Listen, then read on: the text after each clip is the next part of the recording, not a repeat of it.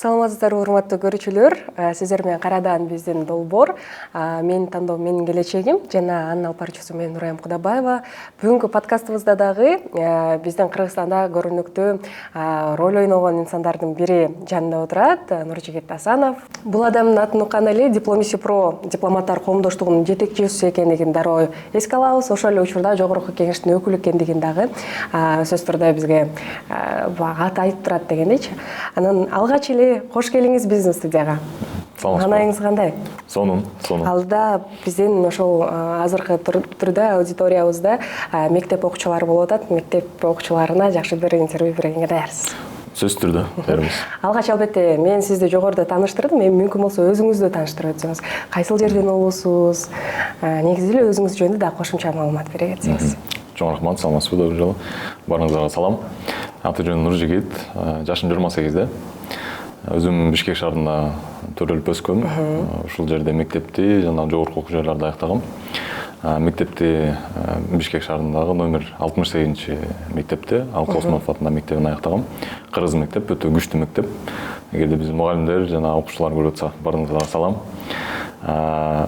Жогорку жайды мен Кыргыз Улуттук университетинде юридикалык багытын аяктадым. Ал эми магистратураны бизде Тышкы иштер министрлигинин дипломатиялык академиясы бар. Ошол жерде аяктадым. Буга чейин студент кезимден эле, мектеп кезинен эле өтө коомдук иштерге активдүү катышканбыз. Ошол кезден тартып эле ыктыярчылык менен да алектендик. Жогорку окуу жайда дагы өтө активдүү студенттик жашоону дагы көрдүк десем жаңылышпайм. Андан кийин дагы буга чейинки бир катар ар түрдүү багыттарда иштеп көрдүм. Ар кандай фонддордо иштедим, мамлекеттик мекемелерде иштедим. Азыркы учурда ошол Кыргыз Республикасынын жогорку кеңешинде иштейм. Ошол. Жакшы. Анан биз сизди багы дипломат катары же болбосо эл аралык ошол мамилелер сферасында дагы тааныйбыз. Дал ошол жөнүндө сөз кылгым келип атат да, бул кесипти сиз кандай чаркалап калдыңыз? Бул кесипти кантип тандап калдыңыз? Негизинен бакалаврга 4 жылдыкка биз ал кезде бир аз багыттар, белгилүү эле багыттар болчу. Финансы багыты, экономика багыты, юриспруденция жана башка. Анан ошо өзүмө кичине жакыныраак келген юриспруденция багытын тандагам. Андан кийин магистратураны тапшырып атканда кичине улуураак болуп калдык, жашыбызда болду. Аң сезимдүүрөөк болуп калды. Аң сезимдүүрөөк болуп калды. Анан досторубуз менен да, санаалаштарыбыз менен кеңешип, багыттарды бир карап, башка жогорку окуу жайларды карап, анан кийин эң эле жакын болгон ошо эл аралык мамилелер багыты болду. Анан ошентип дипломатиялык академияга башкаруу бөлүмүнө эл аралык долбоорлорду башкаруу багыты боюнча ошол жерде окуп калдык. Ал эми бул кесипти тандоого эмне себеп болду? Кандай кызыгууңуз же болбосо эмне үчүн дал ушул кесипти тандайын деп чечтиңиз? Мисалы, эмнеге юрист катары дагы уланып кетпедиңиз же башка бөлүмдөрүн тандабадыңыз? Жогоруда айткандай, бакалаврда окуп жүргөндө биз активдүү студенттердин катарында элек. Биз ар түрдүү конференцияларга, жанакындай дебаттарга активдүү катышып жүрдүк. Ошол процессте бизге көп багыттар ачылды. Бир гана юриспруденция эмес, саясат, эл аралык саясат, эл аралык мамилелер багыттары да ачылды. Ошол боюнча биз кызыгып кетип, андан кийин өзүмдө да кызыгуу пайда болду. Башка биздин жакын жайгашкан мамлекеттерде деги эле дүйнөлүк саясатты, дүйнөлүк дипломатияны да кызыгып, ошол учурда башталды да. Мун үчүн дебатта дагы өтө аң сезимдүү, өтө кругозорду кеңейткен жакшы мүмкүнчүлүктөр бар да. Ошондо да биз башка студенттер менен, башка жогорку окуу жайларынын студенттери менен дагы таанышып, билишип, алар менен да сүйлөшүп, алар аркылуу дагы көп нерсени ачып алганбыз да. Анан ошол себептен эл аралык мамилелер, дипломатияны дагы ачып, өзүм кызыгып, студент учурунда дагы көп мындай анализ да кылып жүрдүм. Эл аралык саясатты, эл аралык мамилелерди, дүйнөдө болуп жаткан бардык мындай активдүү окуяларды. Ошентип кызыгып, андан кийин ошол дипломатиялык академияны тапшырдык. Негизи биз азыр көрүүчүлөрүбүз мектеп окуучулары, алар үчүн дагы сурагым келип атат. Бул кесиптин артыкчылыгы эмнеде дагы, айырмачылыгын айтып берсеңиз мүмкүн болсо сиздин көз карашта. Анткени биз дипломат дегенде же болбосо дипломаттык долбоорлорду алып барат деген адисти көргөндө, мисалы, биринчи картина бул демек ар кайсы өлкөлөргө барган саякатчы адам, дагы башкача. Ооба, чынында биз азыркы күндө дагы көп жаштар менен иштешебиз. Жаштарга да атайын долбоорлорубуз бар, ушул эл аралык мамилелер багытында. Анан көп учурда ошондой бир аз жаңылыштык жерлер бар. Дипломат эл аралык мамилелер багытында иштеген адам бул саякатта эле жүрөт. Ооба, мифтерден, Саякаттап биз кезинде көрүшү элек Лавровду жана башка чоң дипломаттарды жанакындай ООН трибунасында сүйлөп. Ошонун баардыгы мындай бул нерсе деле болот сөзсүз түрдө. Бирок ага чейинкиси дагы өтө көп полтоодой неме бар да, мүчүштөр бар да. Анан дипломат сөзсүз түрдө мен өзүм дипломат деп мындай эсептегенден бери алысыракмын. Дипломаттуу адамдар менен иштешкен адам катары айтайын. Дипломат негизинен бул тышкы саясатты гана эмес, бул мамлекеттин ичинде ички саясатты билген адам да. Өзүнүн өлкөсүндө эмнелер болуп жатат, ошого байланыштуу өзүнүн Кыргыз Республикасынын биздин учурда да Кыргыз мамлекетинин кызыкчылыктарына таянып, анан кийин эл аралык мамилелерге ошентип чыгат да. Мунун ичинде эки багытта ушул Кыргыз мамлекетибизде болуп аткан саясат, ички саясат ичинде толтура нерселер бар. Ар түрдүү тармактар бар. Экономика тармагы жана башка социалдык тармак. Ошолордун баардыгы мүчүлүктөрүн билиш керек да. Анын мүчүлүктөрүн билип гана эмес, анын мындай чечүү жолдорун да билиш керек да. Эмне үчүн дегенде дипломаттар да мындай инвестиция тарткан адамдар катары да эсептелинет да. Ошо мамлекет ичиндеги баардык көйгөйлөрдү билип, анан башка мамлекеттер менен мамилелер түзгөндө ошол кызыкчылыктарды, ошол көйгөйлөрдү эске алып анан иш алып барат да. Ошон үчүн дипломаттар сөзсүз түрдө ушул багыттарды баардык маселелердин жийине чейин билиш керек. Жакшы. Анан сөзсүз түрдө биз кесип тандап атканда чөйрөбүз дагы бизге багы таасир берет. Мисалы ата-энебиз. Анан сизде кесип тандоодо ата-энеңиз кандай роль ойногон? Азыркы учурда чынында мен окуучуларга, бүтүрүүчүлөргө мындай орусча айтканда не завидую. Эмне үчүн дегенде тармактар өтө көп. Бизде жогоруда айткандай бизде белгилүү бир багыттар бар болчу. Азыр болсо өтө көп. Биринчиден өтө кыйын тандаш, бирок мүмкүнчүлүктөр да көп да ошол учурда. Бирок биз мен тандап атканда, багытымды тандап атканда сөзсүз түрдө ата-энем дагы өзүнүн кеңештерин айткан. Ушул багытты тандасаң, ушундай жумуштарга кире аласың, ушундай багыттарды ишке ашыра аласың деп. Бирок кесип тандоодо дагы сөзсүз түрдө бул мен юристмин же дипломатмын, бир уюмда иштейм деп гана карабастан, мындай жашоонумду кичине кененирээк да караш керек да, алдын ала дагы. Кээде болот, кесипти бир аз туура эмес же эртерээк тандап алганда учурлар болот. Бирок ал учурда ал менен гана токтолбош керек. Эмне үчүн жашоодо дагы өтө көп мүмкүнчүлүктөр болот. 4 жылдан башка да бакалаврда магистратура бөлүмү бар, аспирантура бар. Андан сырткары мамлекеттик эл аралык уюмдар тарабынан дагы өтө сонун курстар, семинарлар, окутуулар болот. Сонун мындай мүмкүнчүлүктөр болот да. Ошон үчүн эгерде бүтүрүүчү өзүнүн каалоосу менен, ата-энесинин жардамы менен кайсыл бир багытты тандап окуп кетсе, бул өтө сонун. Эгерде окуп баратып кээ бир жерден мындай түшүнбөй же мындай багытым туура эмес кетип калыптырмын деп бир аз суроолор пайда болсо, буга кайрылбаш керек. Эмне үчүн дегенде андан дагы жакшы мүмкүнчүлүктөр болот. Окуп аткан жеринен максималдуу түрдө өзүнө пайданы алыш керек. Бул мага эртең кереги жок эмес. Эгерде дипломат боло турган болсо, эл аралык мамилелер багытында иштей турган болсо, сөзсүз түрдө жанакындай баардык тармактарды билиш керек да, жана башында айткандай. Ошон үчүн кайсы тармакты тандаса, ошол тармак менен окуй бериш керек, иш алып бара бериш керек. Эмне үчүн дегенде адамдын өзүнүн кругозору, өзүнүн жанакындай ой жүгүртүүсү дагы андан дагы өсө бериш керек. Ошон үчүн ата-энелер да сөзсүз түрдө окуш керек. Алар көп нерсени билет. Биздин да жөндөмүбүздү билет. Ошого жараша да өзүнүн кеңештерин айтат да. Мисалы, сиздин бир 10-11 класс кезиңизге баргым келип атат. Мисалы, адатта ата-энелер кээде жок, сен ушул кесипти окуйсуң деп багы өзү баягы учурунда балким каалаган же болбосо балам аркаласа деген бир кесиптерди айтат. Кээ бир учурда тескерисинче баланын сөзүн угуп, баланын кызыкчылыгына макул болот. Сизде кандай болгон ушул жагдай боюнча дагы бир өткөн күндөрдү бир эстейли. Ата-энем негизи бул жакта иштешет баштан бери эле. Апам маданият кызматкери. Кыргыздан чыккан биринчи дастанчы, комузчу, акын, өтө көп кырдуу таланттуу адам.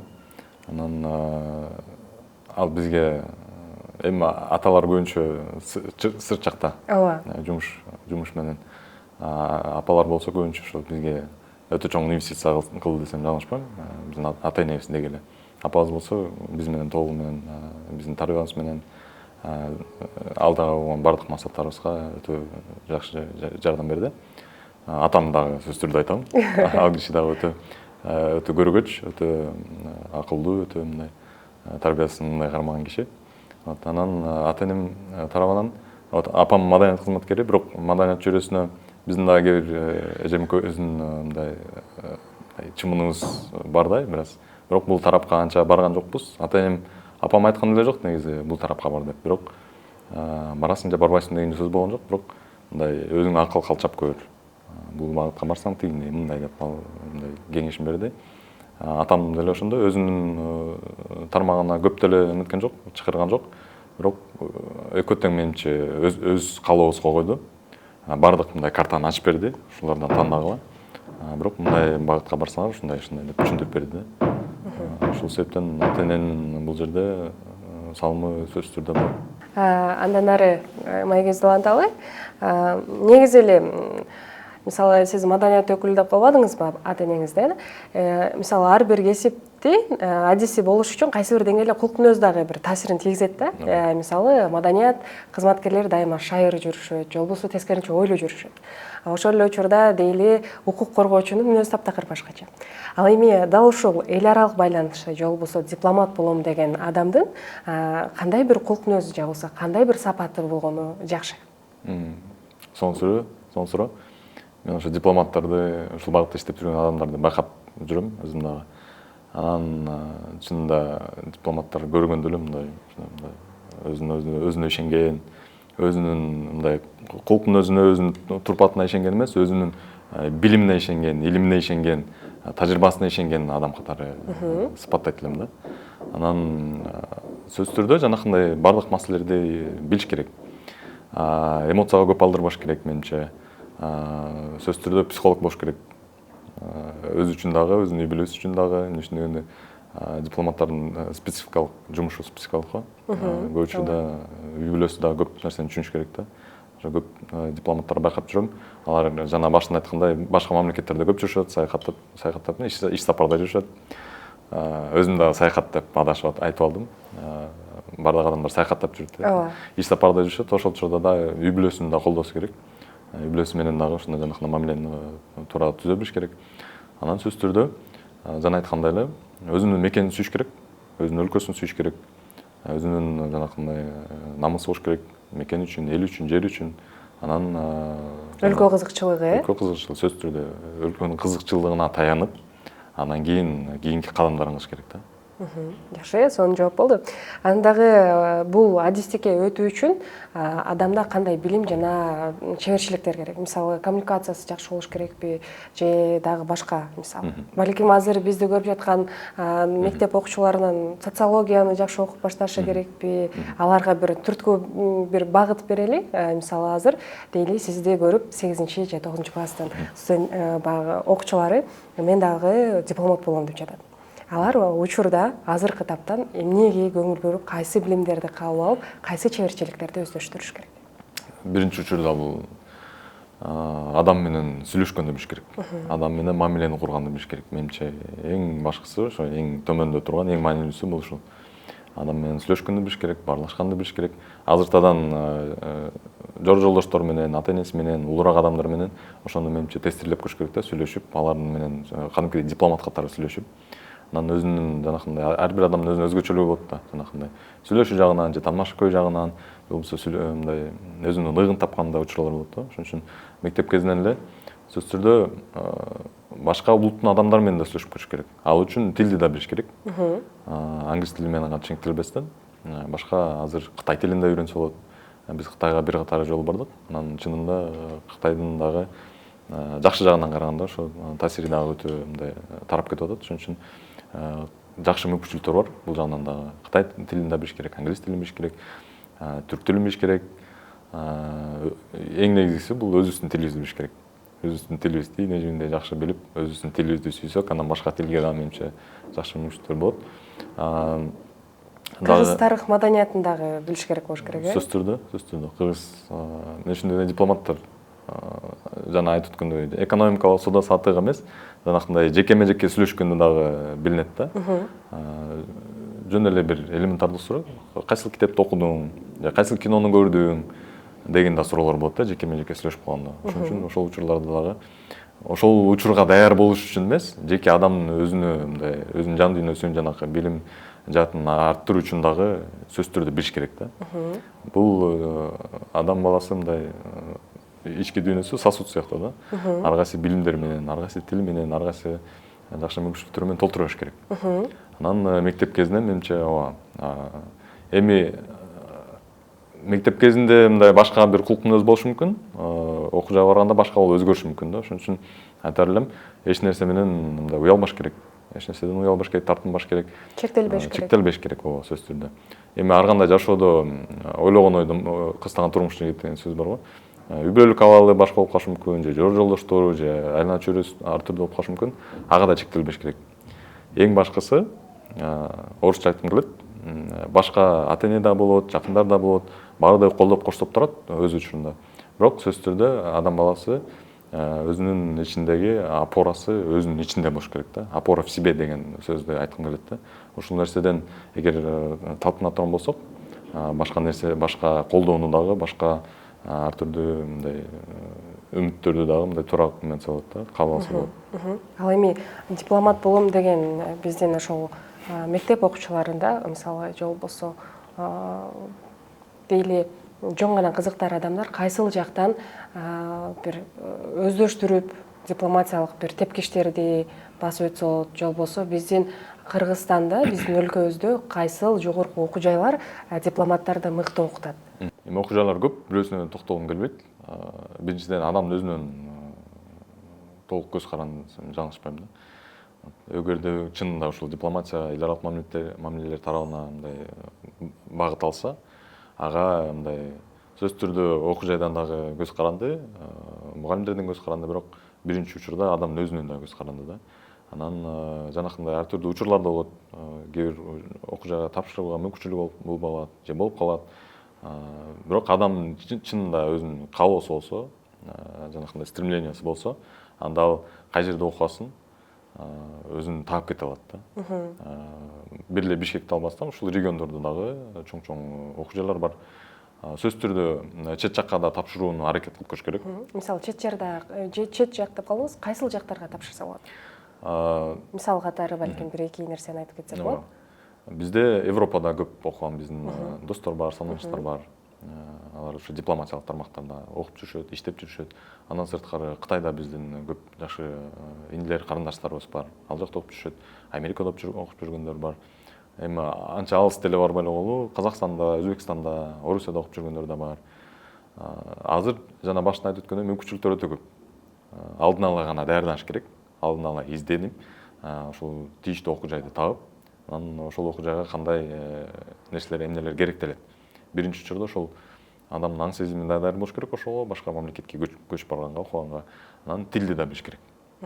Тилди билген бул ошол башка мамлекеттин дилин да билүү менен да барабар десем жаңылышпайм да. Анан башка чет жак окуу жайларга да тапшырып аракет кылып көрүш керек. Бирок эгерде болбой кала турган болсо, ага да капаланбай, сөзсүз түрдө мүмкүнчүлүктөр өтө көп болот. Магистратура болот, жана башка.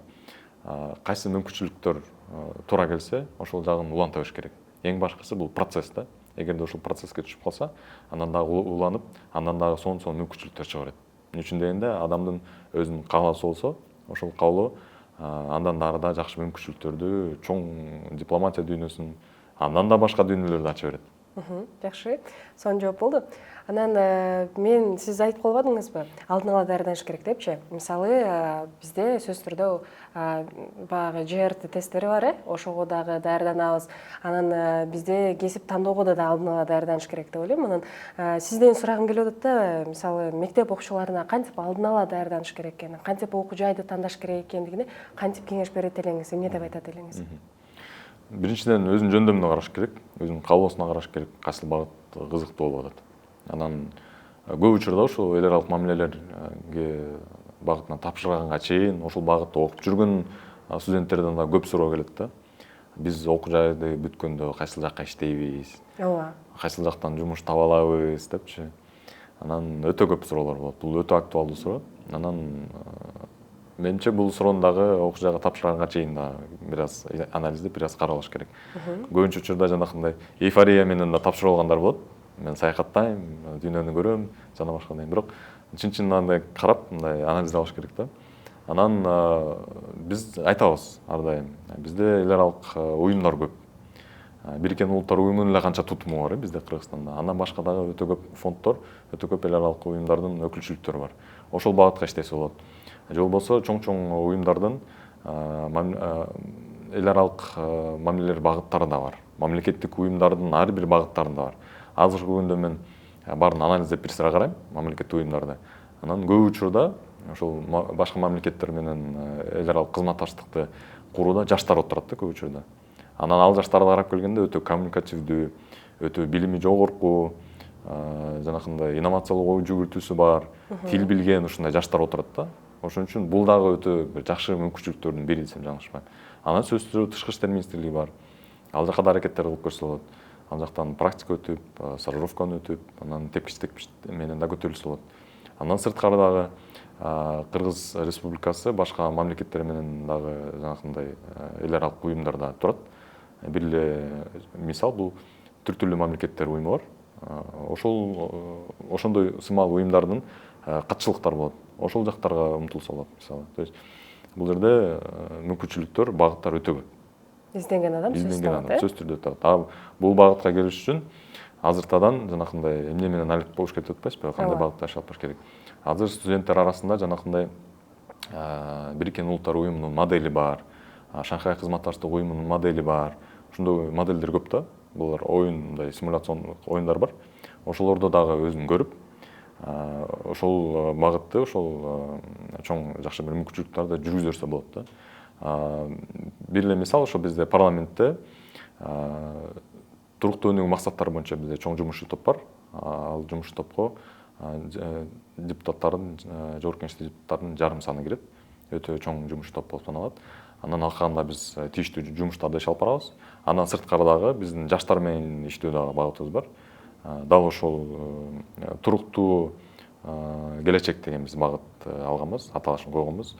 Биз жайында бир потокту эметтик, окутуп чыктык. Экинчи потогун азыр баштоонун алдында турабыз. Ал жерде биз ошол эл аралык мамилелер багытында окуп жаткан студенттерди окуу жайлардан чакырып, ошол Кыргыз Республикасынын мамлекеттик мекемелеринде туруктуу өнүгүү максаттары боюнча ошол мамлекет эл аралык мамилелер багытын утурлай эле ушул багытта кандай иштер алып барылат? Бириккен Улуттар уюмунун тутумундагы фонддордо кандай иштер жүргүзүлөт? То есть ар бир мекемеге барып, алардын өкүлдөрү менен, алардын жетекчилери менен жолугуштуруп, аларга жанакындай сессия окутууларды өткөздүк да. Андан жакында да биз экинчи окууну баштайбыз, жакын арада. Ушундай мүмкүнчүлүктөр да түзүлөт. Мындай долбоорлор өтө көп бизде. Ошол долбоорлорго катышып, өзүн көрүш керек сөзсүз.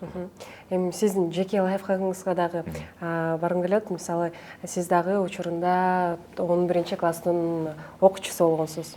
Сиз дагы учурунда кайсы окуу жайга барсам, кайсы окуу жай мыкты деп ойлонгонсуз. Сиздин балким жеке өзүңүзгө таандык бир лайфхагыңыз бар. Кантип кесип тандаш керек, эмнеге эске алыш керек, эмнеге көңүл буруш керек, окуу жайдын мыктысын кантип аныктаса болот дегенчи. Мүмкүн болсо ошондон да бөлүшө кетсеңиз. 9-класста кеткем. 11 классты 1 жылда аяктадым. Анан менимче ошол убакытта менде жакшы мүмкүнчүлүк болду. 1 жылдын ичинде 11 класска чейин окугандарды сезими кандай экенин билбейм, бирок ошол 1 жылдын ичинде меники мындай шашылыш түрдө эмес, мындай экстренный мындай чечимди кабыл алышым керек болуп калды.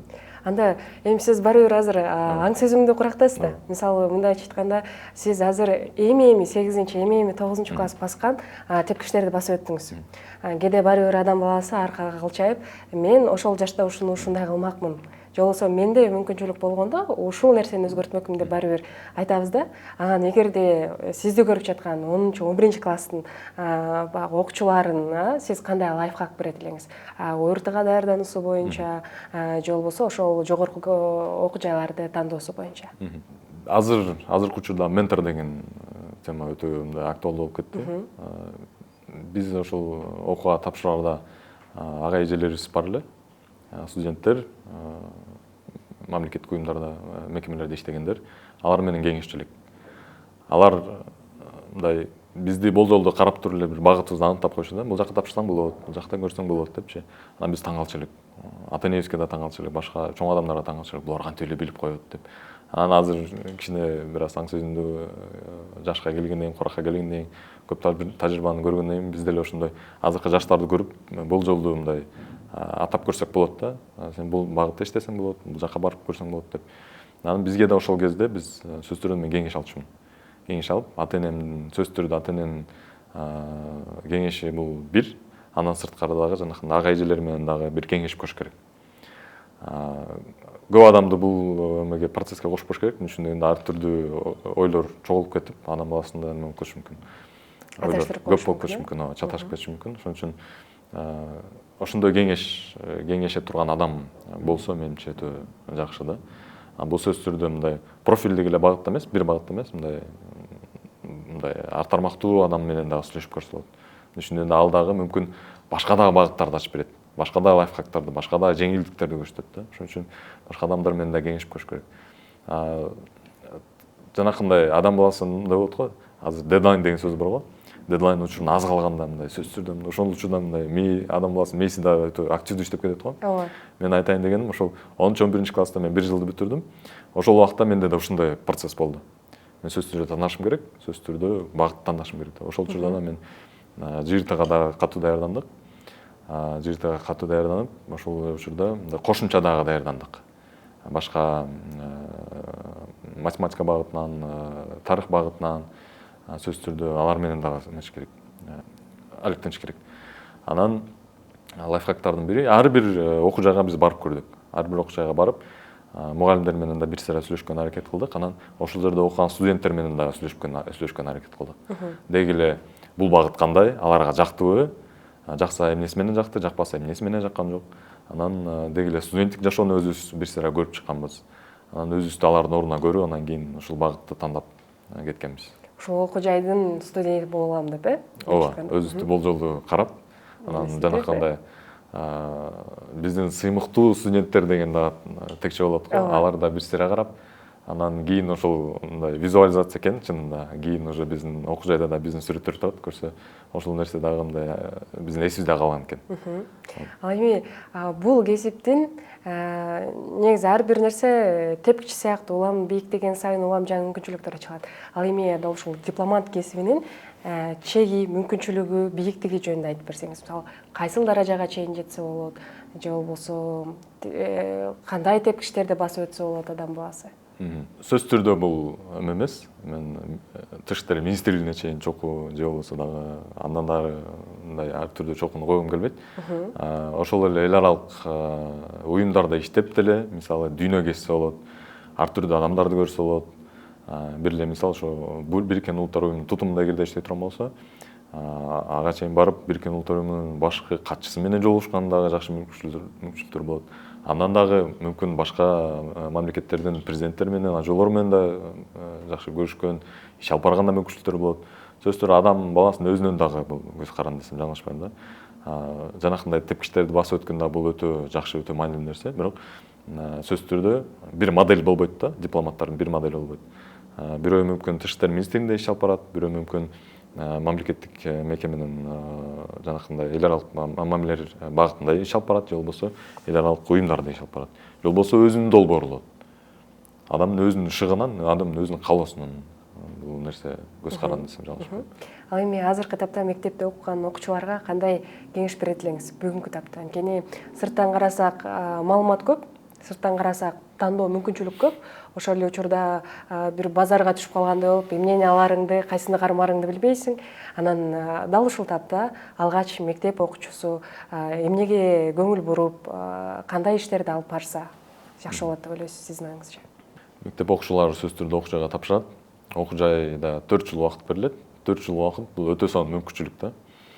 Эгерде бакалаврга тапшырып окуганга жакшы мүмкүнчүлүктөр болсо, жанакындай кошумча англис тилин же тил үйрөнүү жакшы мүмкүнчүлүктөр болсо, бул менен сөзсүз түрдө колдонуш керек. Үчүн дегенде көп адамдын буга дагы мындай ар түрдүү үй бүлөлүк дагы акыбалдар болуп калышы мүмкүн да. Окууга тапшырып коет дагы, заочно тапшырып коет дагы, анан иштеген да учурлар болот да. Көп учурда ошондой жанакындай мүмкүнчүлүгү бар туруп, убактысын мындай туура пайдалана албаган да жаштар көп да. Ошону мен баса белеп айткым келет.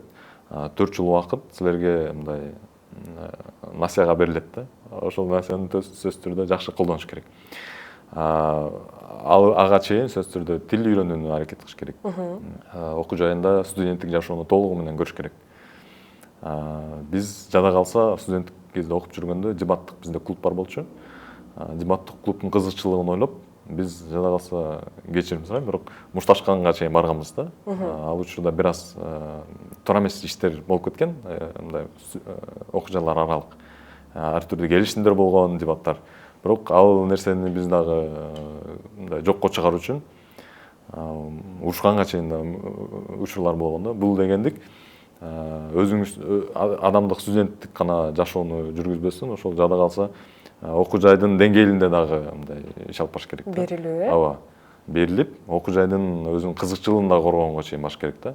Бул адамда өзүнүн сөзсүз түрдө жанагындай ответственность, жоопкерчилигин да пайда кылат да. Өзүнүн гана жашоосуна эмес, өзүнүн группасына гана эмес, деги эле ошол окуу жайдын чөйрөсү үчүн гана эмес, окуу жайдын жоопкерчилигине да болот да.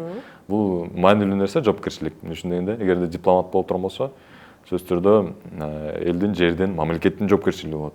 Ошон үчүн ушул жоопкерчилик деген нерсени азыртадан мындай арттыра бериш керек да.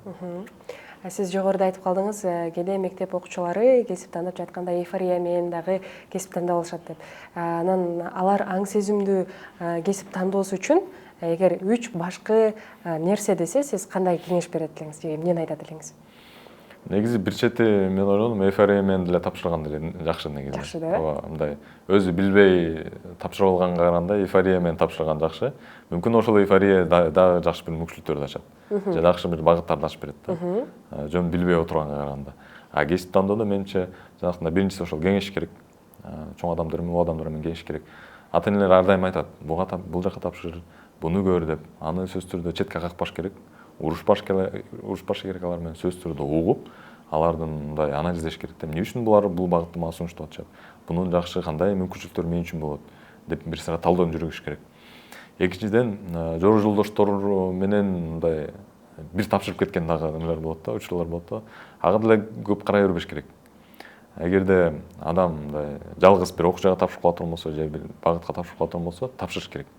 Ага карабаш керек. Чөйрө башка да багытка буруп кетип калышы мүмкүн да. Ошон үчүн адамдын чын ыхласы менен, чын дилинен эгерде багыт аныкталса, ошол багытка тапшырып кетиш керек. Ал жактан да жора жолдоштор чыгат, ал жактан да жакшы сонун мүмкүнчүлүктөр чыгат. Үчүнчүсү, тапшыргандан кийин менимче бир жарым жыл, бир жыл убакыт мындай мээлүүнүү убакыт болуп калат да. Көп ойлонгон убакыт болот. Мен туура багытка тапшырдымбы, эмне кылам, кандай кылам деп. Ошол учурда көп ойго кетпестен тапшырган окуу жайдын мүмкүнчүлүктөрүн өзүнө ача бериш керек. Эгерде мүмкүнчүлүктөр болсо, колдонуш керек. Эгерде мүмкүнчүлүктөр жок болсо, ошол мүмкүнчүлүктөрдү өзүнө түзүш керек. Староста болуш керек, минимум дегенде. Же болбосо жора жолдоштор менен биригип кандайдыр бир долбоорлорду, кандайдыр бир инициативаларды чыгарыш керек. Ошентип өзүнө жакшы мүмкүнчүлүктөр түзүш керек деп эсептейм да. Бизде мен шаардын ичинде региондордо көп окуу жайларды кыдырып калдым. Ар бир студенттер менен жолугушуп сүйлөшүп келгенде алар айтат да, бизде шарттар жок, бизде мүмкүнчүлүктөр жок, эмне үчүн бизге деканат же окуу бөлүмү бизге түзүп бербейт деп. Окуу бөлүмү, окуу жай түзүп берген шарт маселеси бул такыр башка. Мен алардан сурайм да, эмне үчүн силер көпсүңөр? Силерде билим бар, тажрыйба бар, долбоорлор бар. Эмне үчүн мындай биригип, баш биригип, долбоорлорду ишке ашырбайсыңар? Алар көп айтат, бизде проектор жок, бизде экран жок, бизде колонка жок деп. Аларга айтам, сөзсүз түрдө талап кылгыла, мыйзам чегинде талап кылгыла. Бирок ошол эле учурда долбоорлорду ишке ашыргыла, башка эл аралык жанагындай уюмдар менен иштешип, алардан да талап кылгыла. Биз силерге аянтчаны, биз силерге командабызды беребиз, а силер болсо биздин окуу жайга ушундай шарттарды түзүп бергиле. Биздин командабызга ушундай шарттарды түзүп бергиле деп айтам да.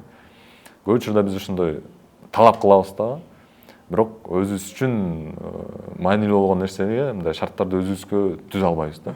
Ушул нерсе менимче маанилүү деп эсептейм. Жоюңузга рахмат. Анан негизи жашоону өзгөрткөн же болбосо жашообузду өзгөртүп алып келген көп нерселер бар. окуялар ошол эле же болбосо адамдар, бирок кээде жөнөкөй китеп дагы көп өзгөрүшкө алып келип коюшу мүмкүн. Сиздин жашооңузда сиздин аң сезимиңизди, ой жүгүртүүңүздү өзгөрттү деген китеп жөнүндө эгер мүмкүн болсо сурайын деп турам. Кайсы китеп жана эмне үчүн же эмнеси менен сизге өзгөчө жакты, өзгөрүүгө алып келди деп ойлойсуз? Биринчиден биздин сыймыкты залкар жазуучуну Чыңгыз Төрөкулович Айтматовду айткым келет. Чыгармалары көп, бирок эгерде бирөөсүнө токтоло турган болсом, бул Ак кеме чыгармасы. Аны мен киносун биринчи көрүп, дагы да Чыңгыз Төрөкулович кандай маанини, кандай ойду билдиргиси келгенин сүңгүп кирип, китебин да окугам да, бир нече жолу окугам. Мектеп кезинде окудум, окуу жайда окуп жүргөндө окудум, анан азыр да окуп, ар бир учурда ар башка багытта, ар башка дүйнө ачылат да. Ошол нерсени айткым келет да. Бул жерде Нургазынын жанакы өзүнүн ой кыялдары, максаттары да ошол жана биздин мектеп окуучуларына деле туура келсе керек. Дүйнө тууралуу дүйнө таанымы мындай өтө сонун, өтө мындай болчу, бирок кийин жанакындай көп нерсеге чалдыкпады. Бирок ал учурда дагы өзү көп нерсени эңсеп жүрдү, көп нерсени каалап жүрдү. Бул дегендик, бул адамдын ички дүйнөсүндө кандай гана мүшүштөр болбосун, кандай гана жашка келбесин, ичиндеги жаш баланы, жаш бала менен да сүйлөшүш керек, жаш баланын дагы ой кыялын дагы эске алыш керек, ошол менен дагы иш алып барыш керек да. Экинчи китепти ошол эле Антуан де Сент-Экзюперинин чыгармасын айткым келет. Маленький принц деген. Ал чыгармада дагы адам баласынын ушул дүйнө таанымына болгон жакшы бир мүмкүнчүлүктөр, жакшы нерселер ачылган да. Аны дагы мен кайра-кайра кез-кезде окуйм. Окуган сайын дагы ар түрдүү багыттар ачылат. Анан үчүнчү китеп бул ошо менин багытыма жакыныраак, мүмкүн силерге да туура келеттир. Никколо Макиавеллинин «Государь» китеби бар. Ошол жерде юриспруденция багыты, деги эле экономика багыты, дипломатия багыты, саясат багыты, ар түрдүү багыттар ачылат да. Менимче ошону дагы окуп көрсө, өзүнө дагы жакшы мүмкүнчүлүктөр, мындай өзүнүн кругозору үчүн дагы жакшы нерселер ачылса керек деп ойлойм. Негизи бул суроону эмнеге берип калдым? Сөздүн төркүнү дал ушул биздин мектеп окуучулары, биздин көрөрмандарыбыздан комментарий аркылуу биздин подкасттан аларга эмне жакты, эмне аларга инсайт болду, кандай жаңы нерсени ала алышты, ошону жазышат. Анан алардын ичинен сиз эң мыктысын, сизге жаккан тандооңуз керек болот. Бул биздин подкастыбызда ар бир коногубуз кубануу менен аткарган бир нерсе десем болот. Анан сиз ошол эң жакшы сизге жаккан комментарий ээсине китеп белек беришиңиз керек болот. Бул дагы алдыга болгон бир стимул алган инсан үчүн. Алдыга койгон максаттарына жетүүгө балким. Анан сиздин китебиңиз ошондо кайсыл болот?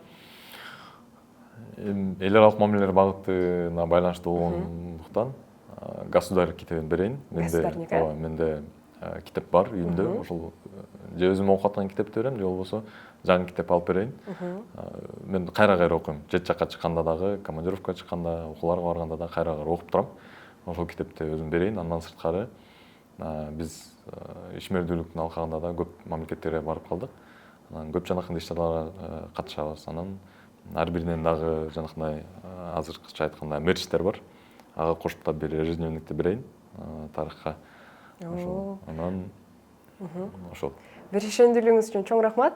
Урматтуу мектеп окуучулары, сиздер үчүн жакшы бир мүмкүнчүлүк болгон турат. Анткени сиздер китеп менен кошо күндөлүк дагы алган турасыздар. Андыктан сөзсүз түрдө комментарий жазганды унутпаңыздар.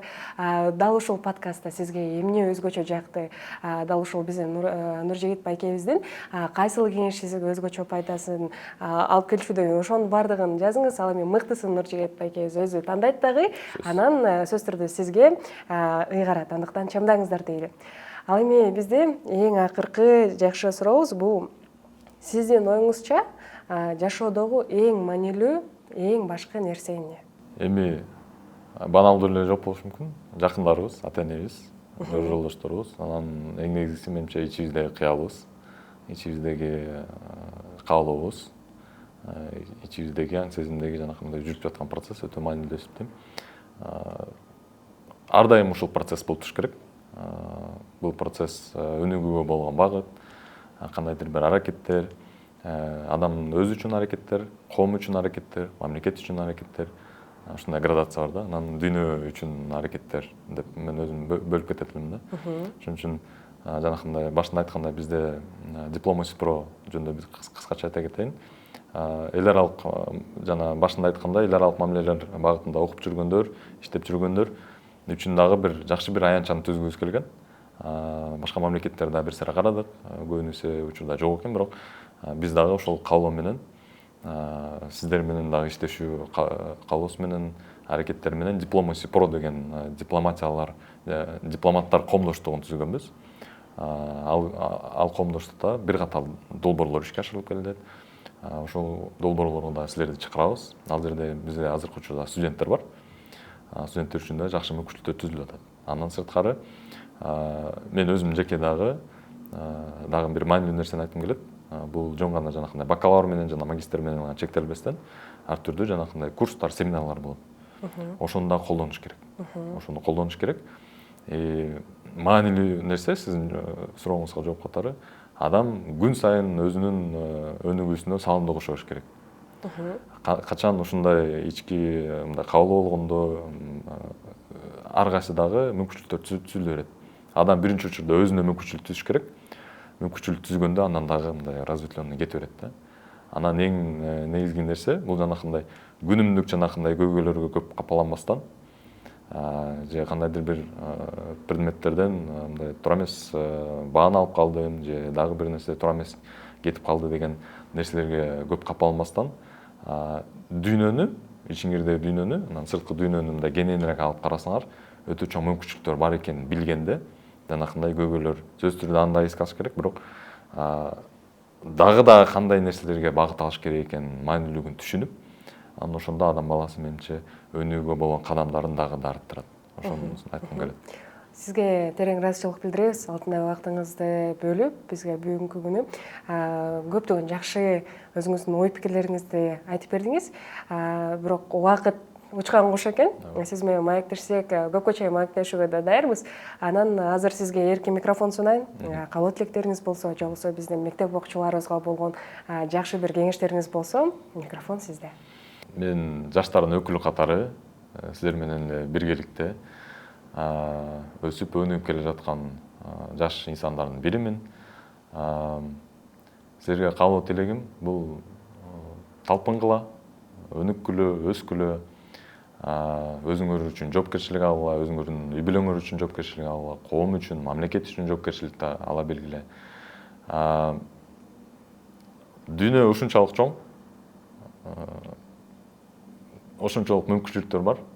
Эгерде ушунун баардыгына биз багыт алсак, өзүбүздүн жашообуз жеңил болот, жашообуз кызыктуу болот, ары жоопкерчиликтүү, бирок андан дагы жакшы сонун нерселер ачыла берет да. Ошон үчүн эч нерседен уялбагыла, эч нерседен коркпогула, өзүңөргө мүмкүнчүлүктөрдү түзгүлө. Ар дайым жанакындай жаңылыштык сөздөр болуп кетет. Көп адам мага мотивация бер деген учурлар болот, жанакындай ар түрдүү семинарларга, курстарга барат мотивация алуу үчүн. Бирок эгерде адамдын өзүнүн ичинде жанакындай орусча айтканда сама мотивация болбосо, алган ар түрдүү жанакындай мотивациялар текке кетип калышы мүмкүн да. Ошон үчүн эң маанилүүсү бул адамдын ичиндеги жана сама мотивацияны жана ийгиликке болгон, жыйынтыкка болгон көздөөнү дагы да арттыра берсе, менимче ушул учурда өтө маанилүү деп эсептейм. Анан кыргыз жаштары менимче энтузиазм боюнча дүйнө жүзүндө жанакындай конкурс болсо, ал учурда менимче биринчи орунду алса керек деп эсептейм. Үчүн дегенде өтө таланттуу, көп кырдуу, өтө билимдүү жаштарыбыз көп. Анан көп учурда тилекке каршы мамлекет үчүн, коом үчүн кандай жардам берем деген дагы жанакындай ар түрдүү кризистик учурлар болуп калганда суроолор жаралат.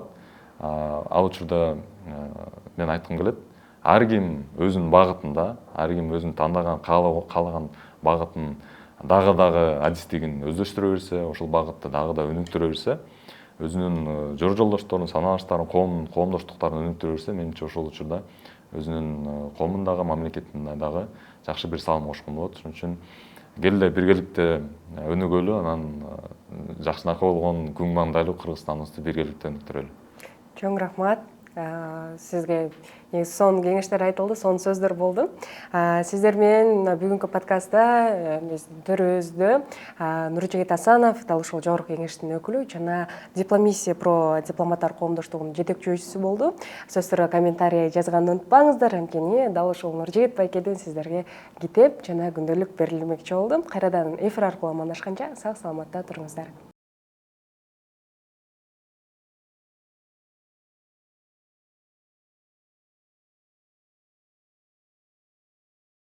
Сенин келечегиң бүгүнкүдөн жаралат.